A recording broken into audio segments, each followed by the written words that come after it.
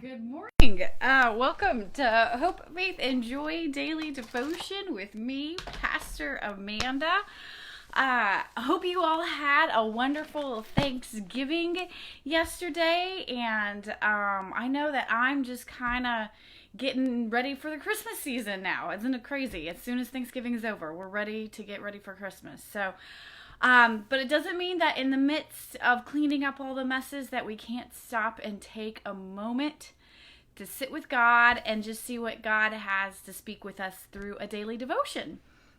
So today we are taking a look at Genesis chapter 16. And so yesterday we were reminded that occasionally Abram started to think about how do I take God's promises into my own hands? And today we find that Sarai and Abram at the same time again, they take God's promises into their own hands. And so we find that Sarai is distressed that she hasn't had a child. And so it says here that she has an Egyptian slave girl whose name was Hagar. And she told Abram, take my slave girl and you shall have children. Now in today's world, that's not how it works. But at this point in time, that was an appropriate response to do that. But what we find out is that there's still human relationship problems happening in here.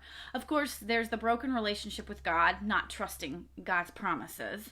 But then we find out that Sarai's not treating Hagar very well.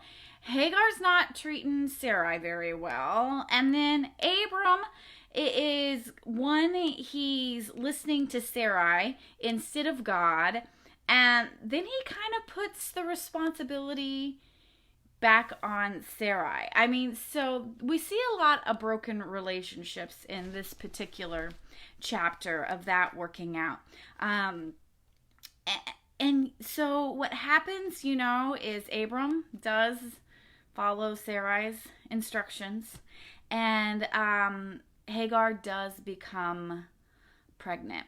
Now, what we find, though, is that Hagar then runs away because she's so upset for how she's being treated.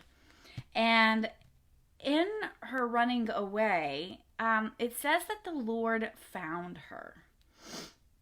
And what the angel does is the angel extends God's promise to Abram and Sarai to Hagar, and who will soon to be named Ishmael. And so we see that God's promises can go beyond the original person because of their connection to that person. So the promise was given to Abram and Sarai, but they went ahead, and so Abram and Hagar have a child. But God says, all right, you're part of Abram's family, so I'm going to extend this blessing to you and your child. And I think that's really important for us to realize. And I think right at Thanksgiving, too. How does the blessing that you were able to experience, how do you then extend that beyond just your immediate family? How do you extend it just a little bit further out? God's promises. And really, it's only like a half step in this particular instance. And so we see that, yes, Ishmael is going to have some issues in his life. He's going to have his struggles like anybody else. But we also have this very interesting thing that so Hagar receives the blessing from God, in connection to Abram. But so Abram, all along his journey, has been told who God is, over and over, who God is. And we see for this particular time that Hagar names God. So normally it's God saying, this is who I am. But in this instance, Hagar says, this is who you are to me. And she names God El Roi. And so, because it says here that she said, have I really seen God and remained alive? Yes, so she has. But she has been seen and she has been helped. And that is the name that she has given God, that she has been seen in her suffering, and she remained alive and helped.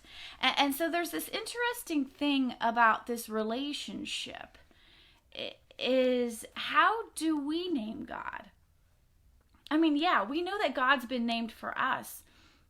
But all of a sudden in this naming of God, again, there's that personal relationship that's being created. It's no longer just Abraham's God.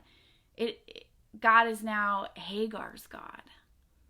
And I wonder how many people walk around just carrying around the names of God that others have given them. They have all these ideas about God because that's what others have said. But Hagar says, no, you're not just Abram's God, you're my God.